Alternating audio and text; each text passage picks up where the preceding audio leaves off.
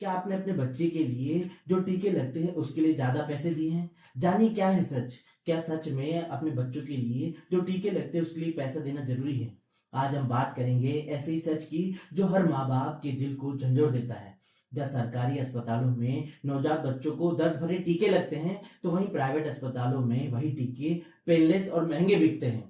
और नेता और अधिकारियों और बड़े लोगों के बच्चों के लिए ये सब सुविधाएं हमेशा उपलब्ध रहती है। बहुत से माता पिता मजबूरी में हजारों रुपए पेनलेस टीके के लिए खर्चा करते हैं। क्या यह नैतिक है? क्या यहाँ कोई मुनाफाखोरी चल रही है? चलिए पता करते हैं इस वीडियो में।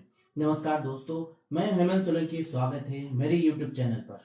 क्या आप जानते हैं भारत सरकार स्वास्थ्य पर कितना खर्च करती है? हम पाते हैं WHO की रिपोर्ट के अनुसार भारत सरकार 1.8% मात्र 1.8% ही जीडीपी का स्वास्थ्य पर खर्चा करती है। वहीं चाइना अपने जीडीपी का 7 से 8% तक के स्वास्थ्य सुविधाओं पर खर्चा करता है। यानी चीन के बच्चों को बेहतर स्वास्थ्य सुविधाएं मिलती हैं, जबकि हमारे देश में मूलभूत सुविधाएं भी पूरे देश में नहीं पहुंच पाती हैं। और हम बात करते हैं कि हम विश्व गुरु बनेंगे।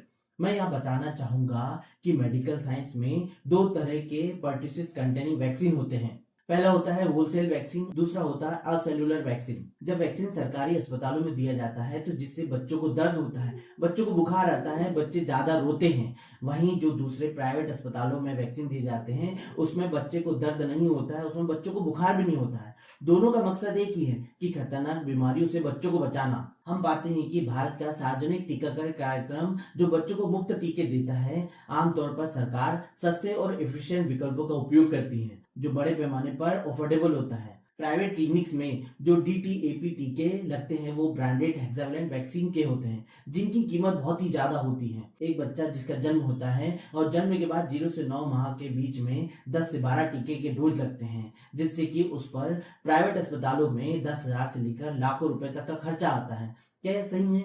क्या हमें अपने बच्चों के लिए इतना ज्यादा पैसा प्राइवेट क्लिनिक्स में देना चाहिए?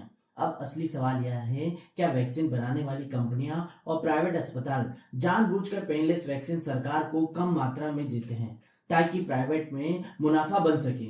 बहुत से माँ बाप की रिपोर्ट और बहुत से लोकल स्टोरीज में यह जानने को मिला है कि हमें बोला गया कि सरकारी टीका जो लगता है उसमें दर्द होता है, उसमें बुखार आता है, आप पेनलेस वैक्सीन लगाओ जो कि हमारे क्लिनिक और प्राइवेट अस्पतालों में लगेगी। अगर सच में कोई सप्लाई साइड असमानता है तो हमारे बच्चों के हक का सवाल है। हमें सरकार से मांग करनी होगी कि इसमें ट्रांसपेरेंसी आए।